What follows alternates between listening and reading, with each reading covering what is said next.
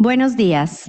La Oficina Regional Good de la morning. FAO The para regional América office Latina y for el FAO Caribe for nos da una Latin America and cordial the bienvenida Caribbean a gives este you a evento warm en el que welcome to this presentaremos la event conferencia where magistral we'll sobre la visión present de the Brasil en el conference combate on del hambre en Brazil's el marco de vision la reciente of presentación combating sobre el estado de hunger in seguridad the framework alimentaria y of the nutrición en el state mundo SOFI of 2024. nutritional and food safety in the world Agradecemos la presencia for de las autoridades 2024. nacionales, We thank the representantes del cuerpo presence of diplomático the y national funcionarios de authorities, Naciones Unidas, representative of the así diplomatic como a los corporation, and delegados also invitados de la people from academia, the la United sociedad Nations, the civil, el sector delegates, those that privado were y invited otros from the actores que academy, nos the acompañan civil desde society and diferentes private partes de sector, la and other región. actors that are here from other Este evento está siendo transmitido en regions vivo or a través de areas of las the redes region. sociales de This FAO event is Américas, being con transmitted online interpretación en español, through FAO inglés y Americas with portugués. simultaneous translation in Spanish, Para dar English, and inicio, tengo el Portuguese. honor de presentar a nuestro So to expositor start, principal, I el have the honor to excelentísimo señor present our Wellington main Dias, ministro de speaker, Your Desarrollo Social, Excellence, Mr. Wellington Asistencia Dias, Social, Minister Familia of y Combate al Hambre de Social Brasil. Assistance, Family, and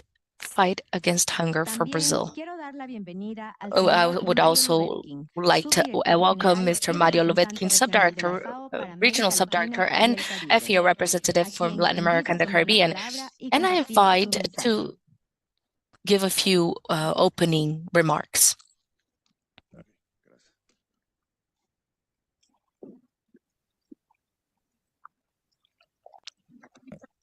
Amigo ministro, My amigos friend, embajadores y representantes minister diplomáticos and ambassadors de la and Academia de diplomatic Bellas Artes de representatives, Naciones Unidas, and our great Chile, friend, representative colegas de of la the UN organización, here in invitados Chile, especiales colleagues from the para este organization, encuentro and que es uno de los special primeros en guests el for edificio this renovado con la gathering, presidencia which is one of the de few una first jerarquía de tan alto meetings rango. in the Ante todo, pedir new que están building. aquí And I would presentes y que like nos to están siguiendo de toda ask América those people Latina that are here y el and those Caribe, who are disculpas following this por el atraso, conversation, America and the Caribbean, I pero yo creo que apologize para nosotros era un enorme for desafío the poder contar en lateness, las but pocas I horas think que it está en is Chile a challenge for us al to be ministro de able to take Desarrollo advantage Social, of Wellington Dias, the few y hours we como él have nos with the explicó Minister en la of última llamada Social que fue Development, con Wellington Lula, Dias. con que él He está had a integrando call la from delegación Lula, the y que Brazilian esos president, minutos de with who is demora que los working, vamos and he had a few poder minutes recuperar. Por lo tanto, para mí where es he un was placer here. But we would dar like to formalmente cordial recover, bienvenida we would be able to a recover cada uno this de ustedes, lost minutes. I would like sobre to todo thank no por all of un tema you formal, and sino welcome para all of aprovechar la you,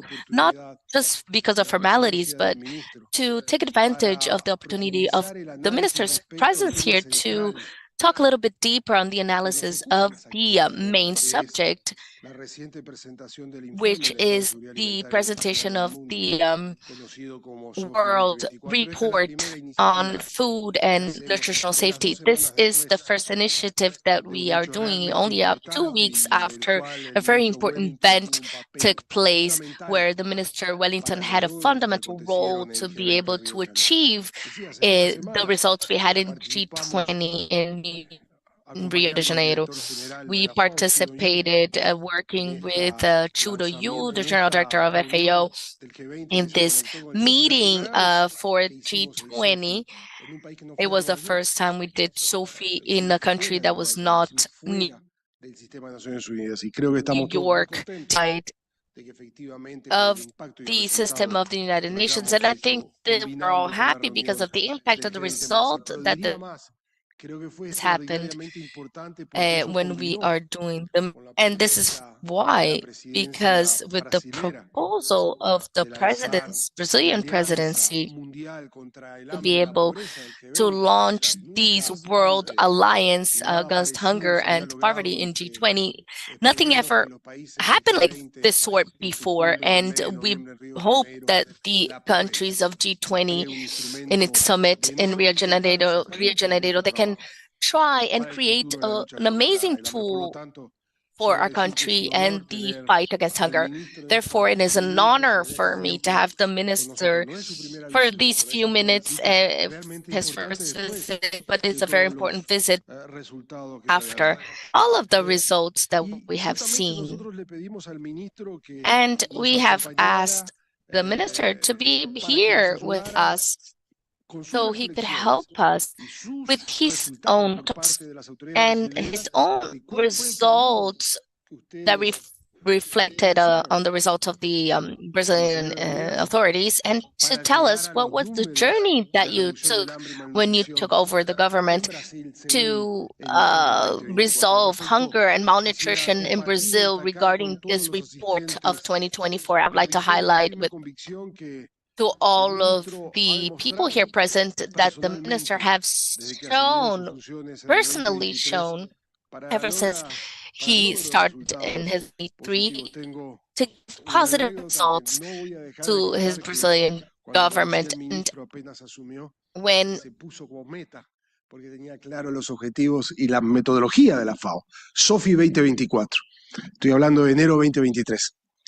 Y con él hicimos un pacto que íbamos a estar en Nueva York en julio 2024 y él iba a demostrar las acciones del gobierno brasilero, de que los números iban a empezar a bajar. En aquel momento, si mal no recuerdo, estábamos en 33 millones de personas en escenario de pobreza en Brasil. Bueno, le fue mejor porque no se hizo en Nueva York, no tuvo que viajar, fue en su propio país, en un marco completamente diferente, que permitió estos resultados, pero que sin duda es parte de una reflexión colectiva acerca de dónde nos encontramos, porque ustedes todos saben que el informe SOFI marca claramente de que estamos realmente lejos de alcanzar we are very far of achieving the objectives of the Sustainable Development for 2023. We mean stepping back in a few years, combating hunger if we compare to 2019, 2010. And now we are facing other issues that go beyond and this shows structural inequalities, and these affect human dignity and social justice all over the world and also in this region. When hunger is growing between 2019 and 2021, and these numbers are changing globally, and it shows that our answers need to be more efficient than the ones that we have nowadays. Los números que nosotros hemos lanzado determinaban que hay más de 730 millones de personas que pasaron hambre en el 2023, estamos hablando de 1 de cada 11 personas en el mundo que está en situación de hambre, y que el 28% de la población, o sea, cerca de 2.300 millones de personas, enfrentan escenarios de inseguridad alimentaria moderada y grave, sin grandes mejoras significativas desde el 2020 a nivel mundial. Aunque el hambre a nivel mundial, como decía, sigue siendo una situación extraordinariamente compleja, sí tenemos que decir que hoy se observan avances, especialmente en América Latina, quizás como una de las poquísimas regiones, o la región que está mejorando un poco más, aunque en Asia Occidental, en nuestros hermanos del Caribe y en la mayoría de la subregión africana, la tendencia sigue siendo claramente negativa. En nuestra región, el porcentaje de hambre as a percentage of hunger, which went 5.6 in 2019 to 6.9 after COVID. But in these last years, in a consecutive way, we have started a process of reducing hunger levels. In 2023, we close up in 6.2. This means a reduction of more than 4,300,000 people that were no longer in hunger situation. This, when we talk about 41 million people that are in hunger, this is a very small result, but it is a result, especially in the world that where we have a region that is looking for results, and we need to show that we have results, and the results have to be powerful. The food safety in Latin America and the Caribbean was of more than 28% in a regional level, a little less than safety in a global level, but we have also started reducing there. It's been small, but we have had results there. Crises that don't stop coming make this worse. This situation, we know it. The pandemic, the conflicts, the climate events, these are horrible combinations to be able to resolve hunger. And inequality also persists. let's not forget, according to SOFI 2024, it's people that live in the rural areas that have more levels of food unsafety. So the president of Brazil, Luiz Inácio Lula da Silva, is in a very official visit here. He was very clear on this. Hunger is not only a consequence of external factors, it is actually the result of political decisions. Latin America and the Caribbean produce enough food for everybody, but what is lacking are the correct conditions, necessary conditions to ensure that we all have access to food. And this highlights the importance to be able to make joint policies that contribute to the contribution and activate resources. That's why we do these type of debates and forums, because we want to have positive examples to be taken into consideration and taken into local realities. And we don't have to reinvent ourselves every day. We can take experiences from other countries to be able to advance a little quicker and change the rhythm of things. This is one of our biggest challenges. In my presence in G20, the minister invited us to participate in the public launching with the governor of Rio de Janeiro, Caio Castro, about policies on food safety and zero hunger in the national, regional, and local area. And this is part of the strategic policy. And this is not done because of somebody in particular, but we need to have clear and particular policies. One of these debates is one of the opportunities that we have to get to know visions and strategies of the Brazilian authorities. We have here the opportunity to reflect on these experiences that allows us to understand that hunger is a reality, and if it can be faced, it has to be faced with responsibility and group work to ensure that everybody, independent of their geography or their gender or social abilities, they need food and nutritional quality in their table. We are not asking anything that is more than human and basic needs. We need a transformation in a radical way to be able to tackle hunger through policies, food systems that are efficient, sustainable, and with a holistic focus that considers the intersection of food with the economy, with the education. And that is why when the authorities of the presidency of G20 launched the alliance to Brazil from the beginning, FAO, through its general director, Chudo Yuk, showed that they're here with us, that they're backing us. And we offered the host of these alliance, which are our offices in Rome and the Brazilian offices of the government in Brasilia. So with this, with concrete data, we would like to highlight the fact that we need to support each other to be able to achieve zero hunger, which is the goal.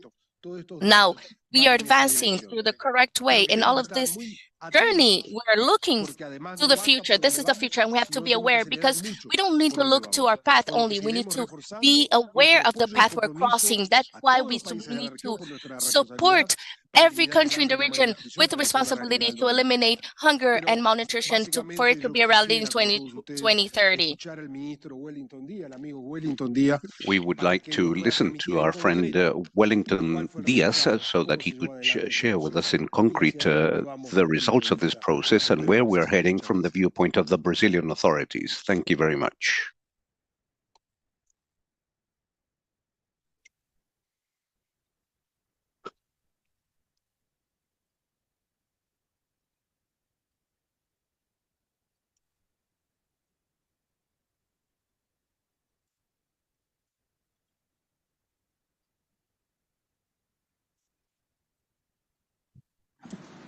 Bom dia. Primeiro quero pedir desculpas pelo atraso aos que estão aqui.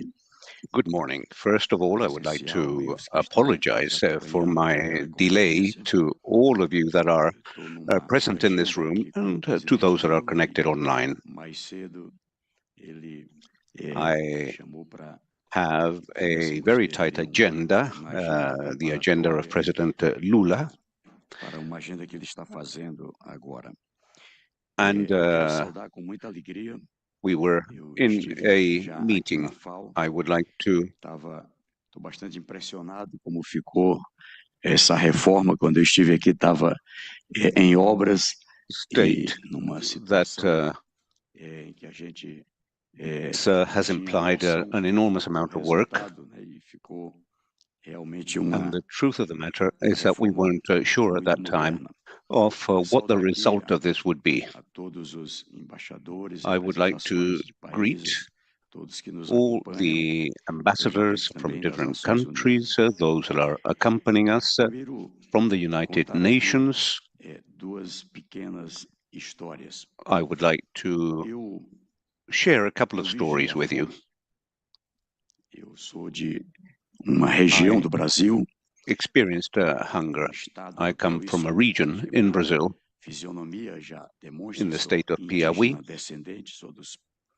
and I am a descendant of an indigenous people in Brazil. And I lived in a region called Valle de Hidalgo in the state of Piauí in the northeast of Brazil, close to the Amazon. Você amanhecer o dia e não ter o café da manhã. Chegar a hora do almoço. I have the experience of waking up one day and having no coffee, and lunchtime having no lunch. De forma costumeira. De dormir. Or of having a lunch that was not sufficient to satisfy my hunger. And we used to dream about food. This shows that we were not satisfied with the lunch that day, and we were uncertain about what would happen that day, what would happen in the evening. And I can say that I have overcome hunger and I have overcome poverty. The president of my country, President Lula, also experienced both hunger and poverty. I am a Christian, and thank God I am governor of Piauí, together with President Lula. O meu primeiro mandato de governador fui governador por 4 vezes no Piauí. During my first mandate as governor, I have been governor for 4 periods in Piauí, beginning in 2003. At that time, President Lula had been elected president. He has the same obsession, the eradication of hunger. He is not satisfied with a country that is one of the biggest food producers in the world being unable to feed its own people. We are in 2003, I became governor of my state, and President Lula visited my state and launched the Zero Hunger program. The Zero Hunger program sought to eradicate hunger, and together with hunger, it also had a goal, the goal of reducing poverty. In Teresina, where he launched this program, depois presidente da FAO. Well, he was accompanied at that time with Minister José Graciano, who was subsequently headed the FAO, but he accompanied to the poorest part of the state, the poorest city, Guariba, which is a small town, a local authority with around 6,000 inhabitants, and it was truly a very poor area. In that event in Teresina, in the capital of my state, President Lula gave the child representing a very poor family comprised of mother, father, and 6 children, and he handed that child called Natael a card of the Zero Hunger program. And I said to the president, I said, President, you that have suffered hunger, well, no one wants to go around with a card saying hunger or whatever.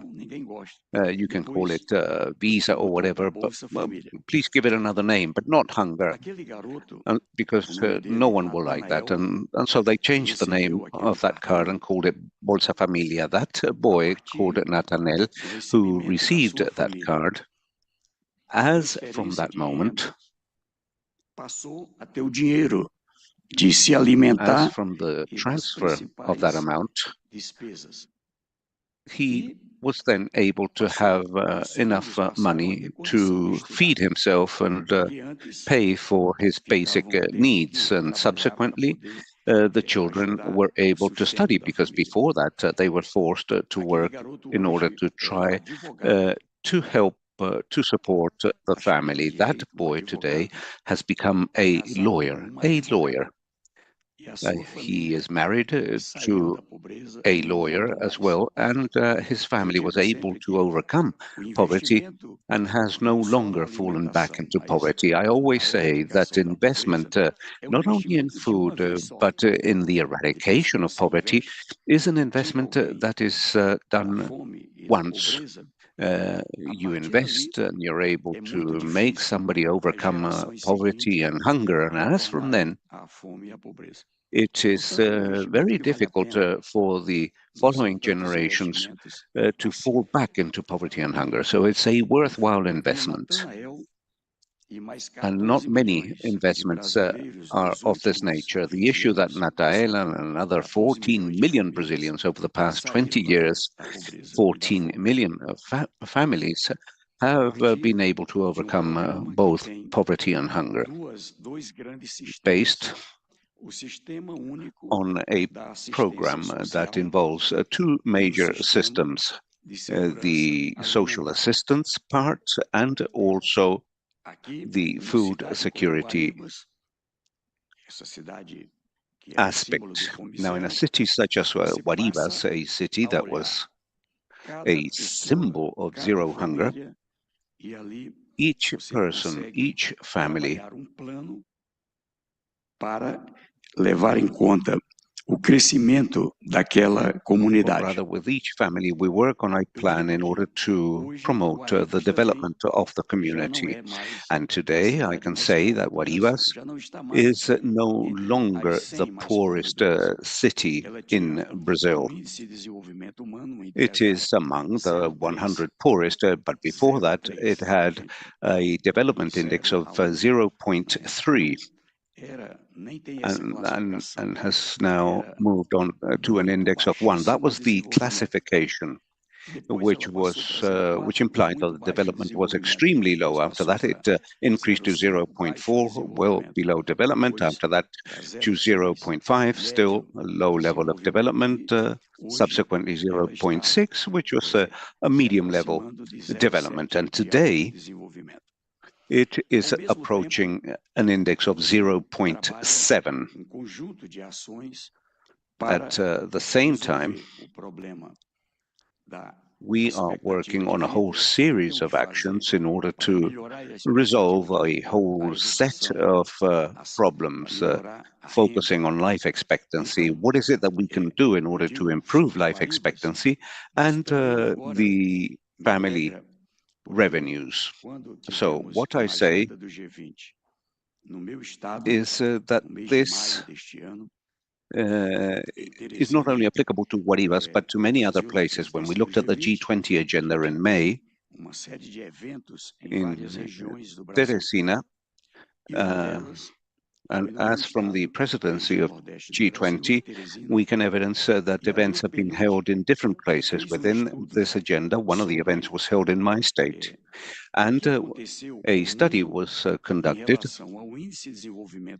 related to what happened in the world with regards to the Human Development Index during this past century.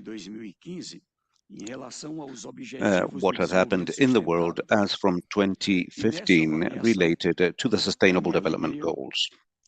And in this evaluation, and something that made me very happy, and this was unplanned, but it ended up by being a very good surprise. What was announced within the context of this agenda was that my state, Piauí, was the region in Brazil and in the world that prospered most in terms of the Human Development Index in compliance of the Sustainable Development Goals, Goal 2, zero hunger, the goal on the eradication of poverty, and also with the goals related to climate, transport, energy, infrastructure, education, and so on. And we changed from a Human Development Index of 0.4, and we achieved an index of 0.7, from very low development to a higher level of development, a 0.7% index in 2 years. What I want to convey to you through these stories is that President Lula always says that the eradication of both hunger and poverty is something that no one wishes to discuss.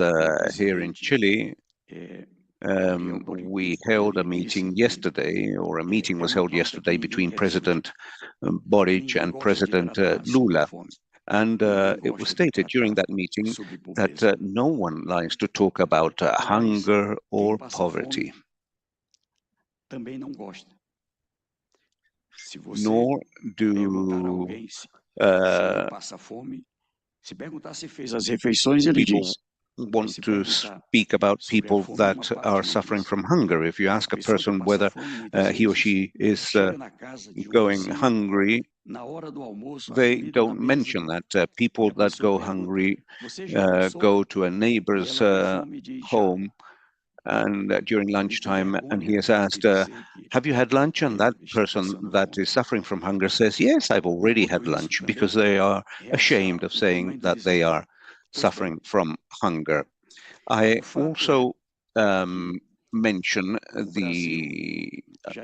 this in order to illustrate the size of the challenge. The issue was that Brazil had already left the map of hunger through social assistance and through food security. The first point is the transfer of revenues, the generation of revenues that people receive. We are working on a simple social registry where we establish or we compile a whole set of information related to families. And why families? Well, sometimes to resolve hunger issue for just one person, we need to help the other person as well. Many times it is a person who has a disability, who has an advanced age. So when we're helping a person of this family, you benefit the other person as well, who has more difficulties.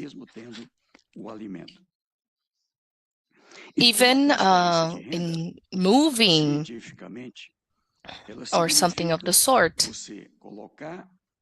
O acesso ao alimento e a outras necessidades. E aquele dinheiro que você passa, se puderem me arranjar uma água, esse é meu. E aquele dinheiro que se transfere money that is transferred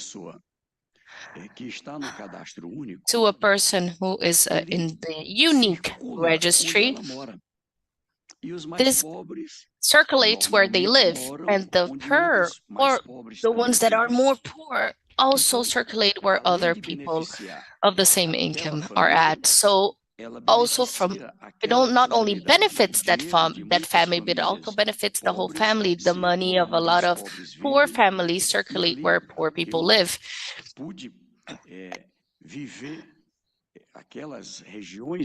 And the regions that I knew, that I was familiar with in my state, they were very poor. And when you go back, there was a little mini market that did not exist before, a pharmacy. So the commerce starts to grow, and we can see an economic effect.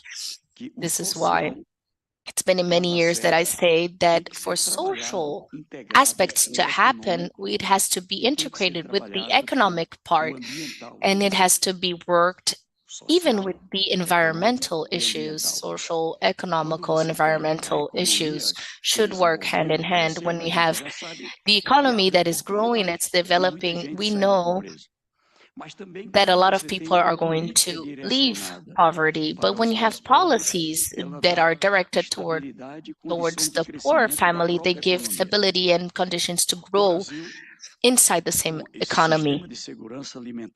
Brazil, with this food and nutritional safety that has income transference, but also complementing food, this guarantees planification or production, from production to access of food. Every year, Brazil launches a planification that's called Plano Safra, which is the planification to stimulate agriculture. And they work with the planification also for small and medium and large size agricultures. And it is a country that produces a lot of food. And in Brazil, most of the food that comes to the table of Brazilian families are produced by the small family farmers or agriculture families. So we have a special planification for the small producers. We even have subsidies. We have a small farmer. He receives then a credit to be able to plant his own fruit production, for example, and he pays 0.5% of taxes a year. And if it is the resource is used correctly and they achieve the planned results, they then receive a 40% discount on the total of the financing. This is help for the smaller farmer, and we work hand in hand with this plan. We acquire the food from the small farmer, and we then give it to the people or the family that need the food in the community. Many times that family is a huge family, and the money that arrives is not enough for food. So this is why you complement it. So you do a food complement. And the other concern that we have is food in schools. We have 40 million children and teenagers that go to school in Brazil. We have 144,000 schools. There we have food, breakfast. Now we're working with a school that gives better results in the quality of education. So it's the whole day. They receive breakfast and the snack in the middle of the morning, and then lunch, and then another snack, and then they go home. This helps to guarantee the nutritional condition that also helps education itself. When you're hungry, you can't enjoy and you can't take advantage of learning, right? Solidary food kitchens, for example, Cozinha Solidária. It's another program. We have Cozinha Solidária, where somebody has food which is free or paying a symbolic amount, R$1, for example, or $1 for food, and the rest it is from subsidies. And then they also buy from family agriculture, help family agriculture, and also complements the nutritional and food safety. And then we have also private sector that is called the food bank. We have a central and bank food where we have businesses that take this food everywhere, but it will also have a lot of waste.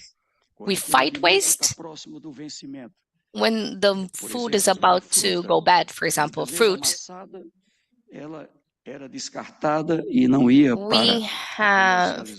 This did not go to the commercialization, so we transformed that fruit into pulp, taking the part that is not good anymore, and then when it's frozen, this extends its lifespan, and it can also be food for whoever needs. So trying to fight the loss of food from the production, the transportation of food, until it gets to the table of the consumer. We still have in Brazil an issue of waste, of people that leave a lot of food on the table, on the plate. My mother would make me eat every little grain of the plate, and when we would serve us a lot of food, they would say, "This kid has the eyes bigger than its stomach." The eyes want more than what the stomach can fit, what can fit in the stomach. So he needs to learn to eat everything that is there. You cannot leave even a grain of rice. So I'm saying this to show you that combat or waste or losing food, it is a humankind challenge. The humans and animals, they don't waste food. We do waste a lot of food as humans, and we have around 735,000 people who are hungry here in 2023. 733 in an average stated by FAO, and we have 100 tons of food that is wasted all around the world. And if we don't have the waste would be enough to guarantee food all over the world. So to transfer this income, and also with food complement a production, a policy of food production in every region. Just to show you an example, today we face the world, but the challenges of the climate change, like we could see in Rio Grande do Sul, in the south region of Brazil. I think we all know what happened there, right?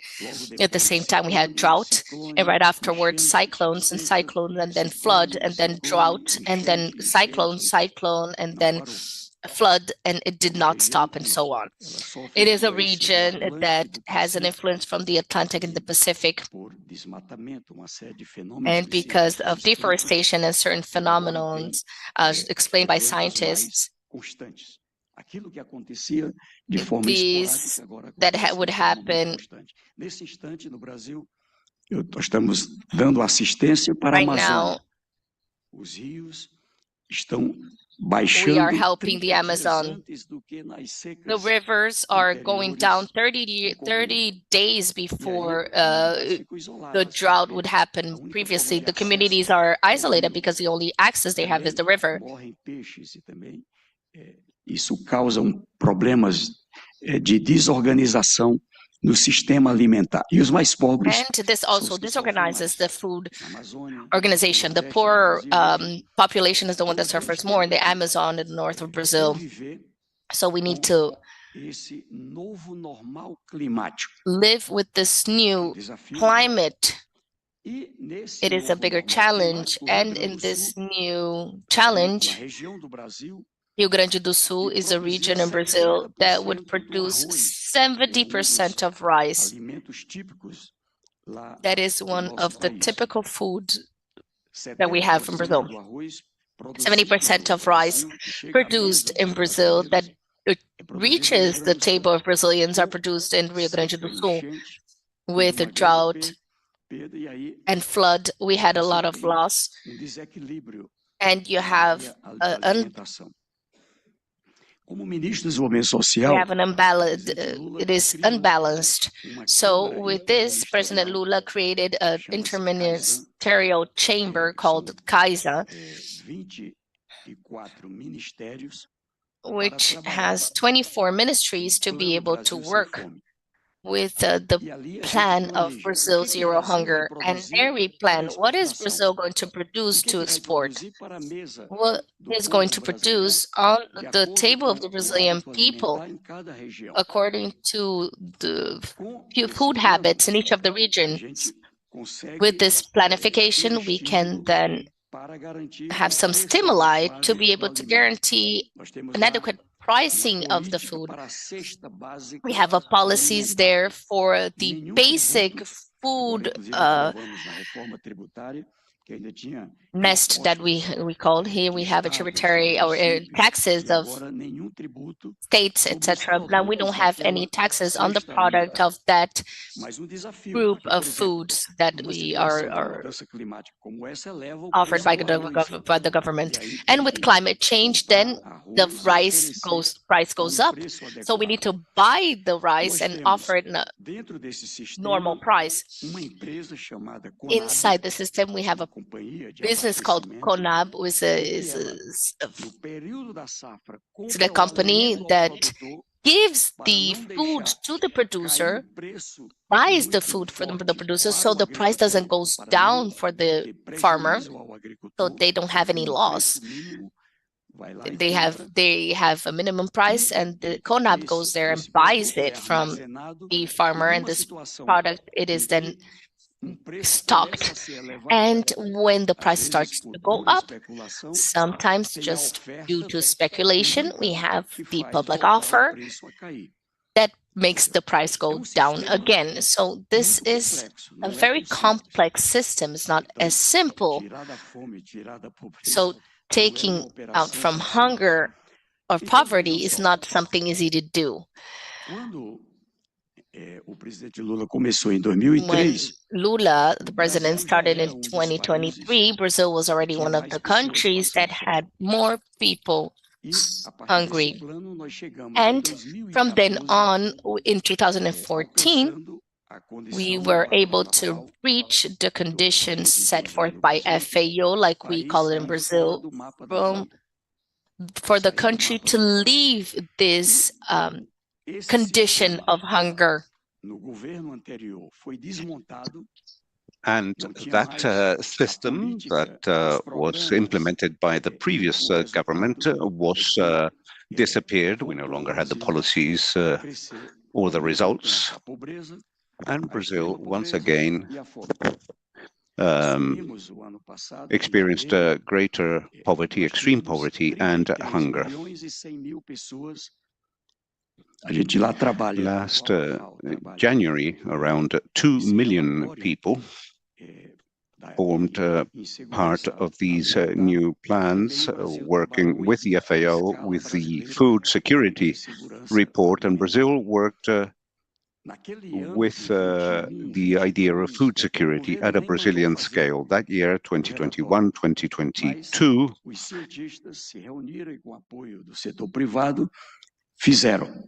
E a escala brasileira mostrou 33 milhões e 100 mil pessoas. Altogether, we brought on board the private sector to work on this, and 22 million people were included in this food security program.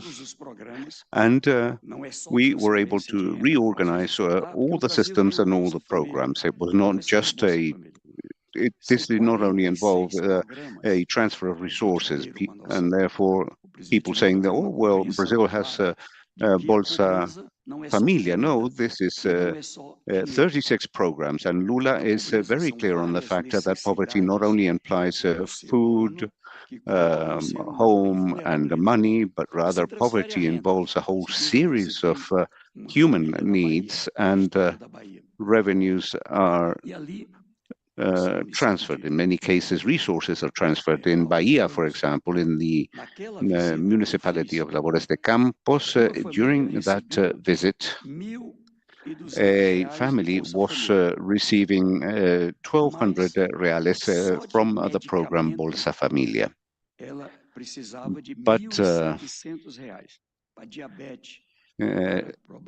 But they needed 1,700 reales to spend on medicines alone, in diabetes and so on. So there was a popular pharmacy in place that provided 40 medicines at that time, free of charge. Now it's 62 drugs that are used continuously for these people that receive resources from Bolsa Familia, because the transfer of resources not only involves Bolsa Familia, we also have the continuous transfer of resources for people that suffer from certain disabilities and that are unable to work, and even people that are older and that have no social security, no pension, no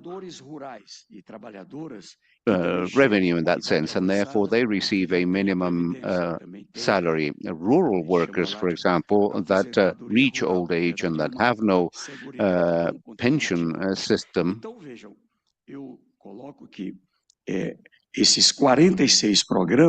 they also benefit from this. And that is why I say that these 46 programs enable them to satisfy these needs. There is also a subsidy to purchase gas. There is a program of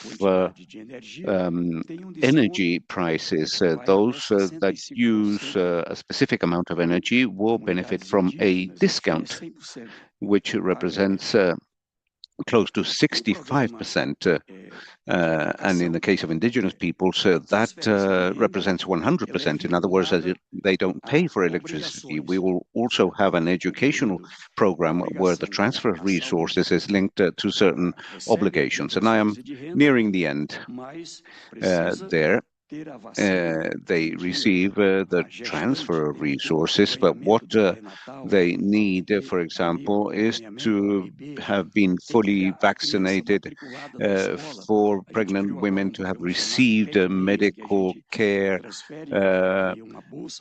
for the baby that, or the newborn baby, and children that are at school are also beneficiaries of a whole series of resources in order to reduce the school dropout rate so that they may indeed attend schools. These are just some of the programs, because sometimes they receive the resources from Bolsa Familia, but those resources were not enough to satisfy other needs. For example, the cost of a home is close to 340,000 reales, but through this program they received a home and became home owners. In 2023, we worked with these programs and achieved good results. These calculations were made in 2023 with the Brazilian scale of food security, and it was evidenced that we had only achieved a coverage of 41% with food security, and therefore we were able to increase that to 72%. In the FAO report, more than 21.4 billion people were facing food insecurity, and they were able to overcome this situation. In Brazil, this represented 24 million. And when we separate severe food insecurity, we evidenced a 72% reduction. And so this were indeed very promising results. President Lula often says that this is a political solution and that it is not easy.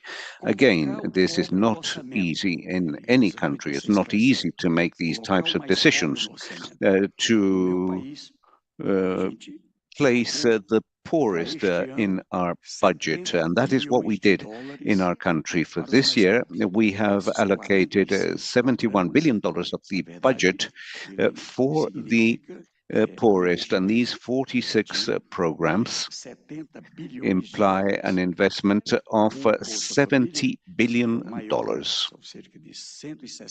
Bolsa Familia, which is the biggest program, receives $168 million. We're talking of close to 35 billion dollars. But when we add all the programs, well, we reach that level of investment. Now, this has an economic impact. Together with this struggle against hunger, we also evidence the growth of our economy. Our country had experienced low economic growth and has now achieved an economic growth of close to 3 percentage points, 2.9 percentage points to be exact, last year. And a third part of this growth is the result of the growth of the economy of the poorest. We created a program for socioeconomic inclusion. And, well, there are many people that have been able to overcome poverty. And with the private sector, we are developing a plan to a training program in order to boost those areas where there is greater growth, civil construction, for example, where a significant labor force is required, and the sector of technology that also trains and educates people. The previous government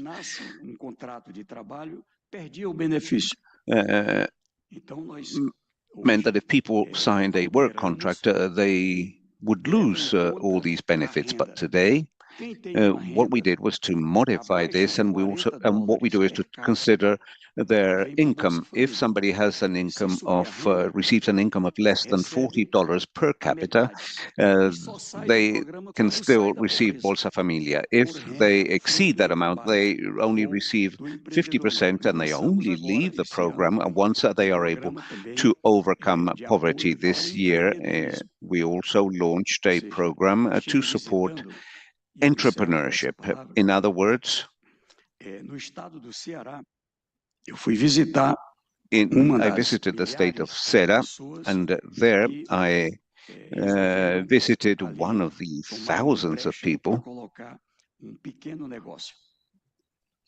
that obtained a loan to launch a venture. We have a guarantee fund. The bank says, well, where is your collateral? You're guaranteed. You have a property. And no, poor people lack that. And therefore, we created this guarantee fund, which is 3 billion reales that support and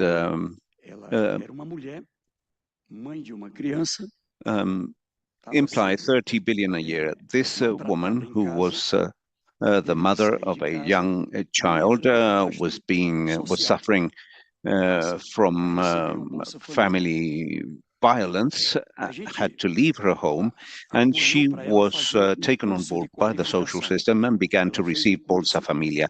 And we supported her so that she could take a training course on hairdressing. And what she did was to begin to work in a hairdresser's.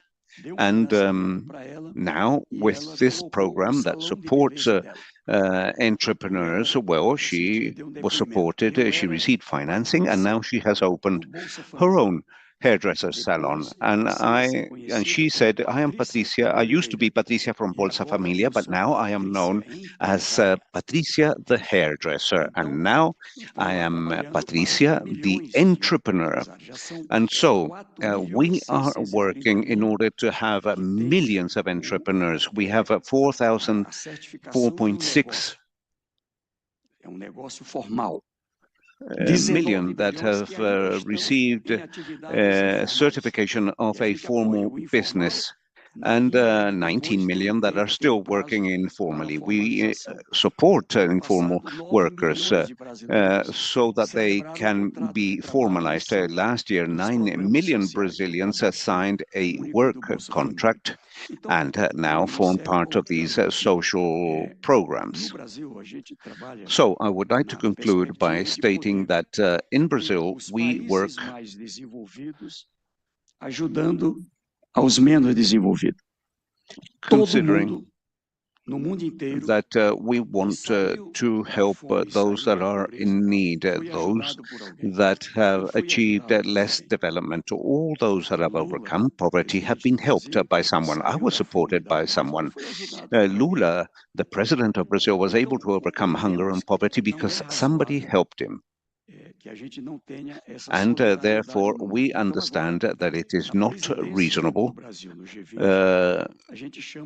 It is not reasonable to not have that solidarity. The president of G20 is calling upon the world to achieve the SDGs, especially objectives 2, but also the objective related to the goal developed related to the environment and hunger, war conflicts. These are all programs that impact the rich and the poor. When there is hunger, when there is poverty, migration becomes disorganized. And not only the poorest country. So it is important for us to achieve the commitment of the world as a whole, taken into consideration these experiences that have been successful.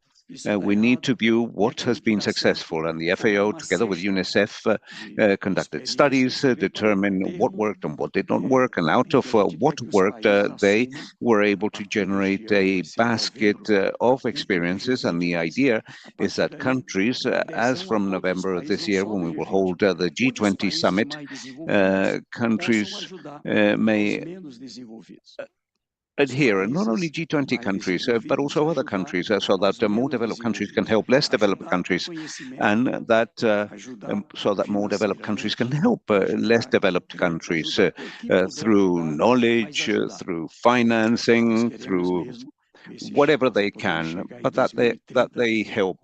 We want to achieve this. We want to reach 2030, having reduced hunger and poverty. I would like to thank the FAO for its enormous effort in order to coordinate our work, coordinate our efforts. I'm sorry to have been so long-winded, but I become very enthusiastic when I speak about hunger and poverty. Thank you very much. Muchísimas gracias, ministro. Thank you very much, Minister, for the flexibility that you have in your time. We know you had to leave before, but we were very interested in your speech, your experience, because these are numbers, hard data, where you need to understand what is behind the hard data. We already have access to those. It allows us to give public policies to our objectives. So, on that note, I believe we did the correct thing to launch a cycle that we have launched today with the presence of Minister Wellington Dias, because our intention is that throughout this year, we can hear experiences with governments that have advanced, like the SOFI numbers show us, to be able to keep gathering experiences, like the minister says, to be able to multiply the speed of action from one country to another, to SOFI 2025, because for me, in 3 years in a row now, the numbers regarding hunger keep going down in Latin America, then we can then truly say there is a correct trend going on in the region, taking us to the path of reduction of hunger and malnutrition. Right now, we're looking at data, we're understanding policies. And the idea a los ministros no necesariamente tendrá que ser físico. Ahora tuvimos una oportunidad We única. had an opportunity that was unique now. And I thank more than 350 people that are now following this debate, be it members of government, of the civil society, of the private sector, of the academy as well, and of course our colleagues, like the colleague that is here present, for us to be able to making ours the knowledge of the results of successful policies, to be able to back up our capacities while moving towards the future. Like the minister said, this is not an issue of one country or another. Either we fight together or we're not getting anywhere alone. So the most important group in the world is G20. For them to be able to decide to launch an alliance against hunger and poverty is amazing. That's why our logic and our coherence, we need to work together to be able to gather our strength, knowledge, and intelligence, and we would have excellent results. Thank you, Minister. Thank you, all of you here in Latin America and the Caribbean, for participating in this first debate on SOFI 2024. And we're going to talk about it more in the upcoming months. Thank you very much. Take care.